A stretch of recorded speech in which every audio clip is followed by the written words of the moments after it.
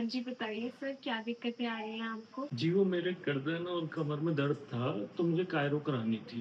But आपने charges तो physiotherapy के लिए डिपॉज़िट करे हैं। हाँ, तो कायरो प्रैक्टिस और फिजियोथेरेपी एक ही तो बात है। अगर आपको भी ऐसा लगता है कि फिजियोथेरेपी और कायरोप्रैक्टिस सेम चीज़ें हैं, then you are in delusion.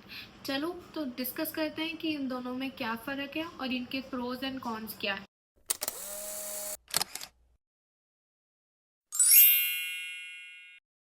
Hi, I am doctor Durga Tyagi.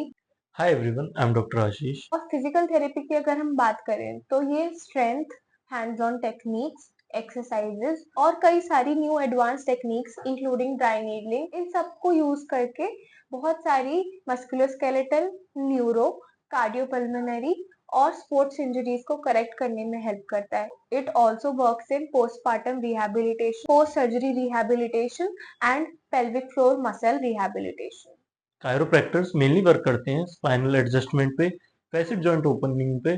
For example, अगर कोई पेशेंट है, वो सफ़र कर रहा है बैक पेन से, सर्वाइकल पेन से और स्टिफनेस से, तो उसके लिए एक इंस्टेंट रिलीफ का काम कर सकता है कायरो। बट उसे लॉन्ग टर्म के लिए फिजियो की नीड पड़ेगी ही पड़ेगी। तो फिजियो और कायरो को कंपेयर करना एक बेवकूफ़ी होगी। दोनों का काम अलग है। एक इंस्टेंट रिलीफ देता है, दूसरा मसल स्ट्रेंथनिंग पे वर्क करता है लंबे टाइम के लिए।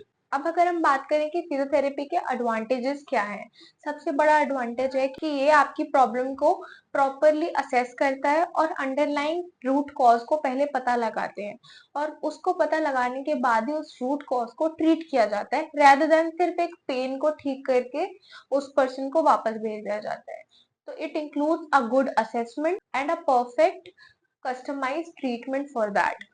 और अगर हम बात करें कि इसके डिसएडवांटेज क्या है, तो फिजियोथेरेपी का इकलौता सबसे बड़ा डिसएडवांटेज यही है कि it requires a lot of commitment from the patient. For example, अगर 50% फिजियो यहाँ पर ट्रीटमेंट दे रहा है, वो एक्सरसाइजेज आपको होम प्रोग्राम में घर पे भी करनी पड़ेगी।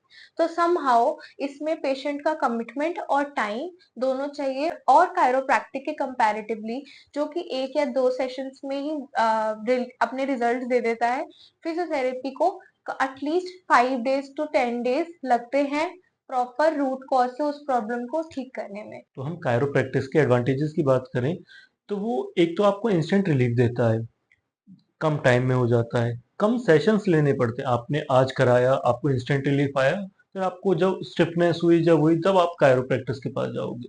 तब तक आपको कोई वो नहीं होगा, तो आपको सेशंस कम लेने पड़ रहे हैं उसके लिए। बट कायरोप्रैक्टिस का सबसे बड़ा डिसएडवांटेज क्या है? वो आपको इंस्टेंट रिलीफ तो दे देगा, बट घर जाते ही 2 से 3 दिन में वो पेन फिर से आ जाएगा, क्योंकि जो हमारी दिक्कत है, हमारी जो डिस्क है या स्पाइन है या जो भी बोनी प्रोमिनेंस निकल रहा है, नर्व इम्पिंज हो रही है, हम उस पे वर्क कर ही नहीं रहे, हम उस मसल पे वर्क कर ही नहीं रहे, क्योंकि आपका, हमारा, सबका वर्क शेड्यूल ऐसा है कि वो मसल फिर से टाइटनिंग में जाएगी, वो फिर से आपको स्टिफनेस देगी।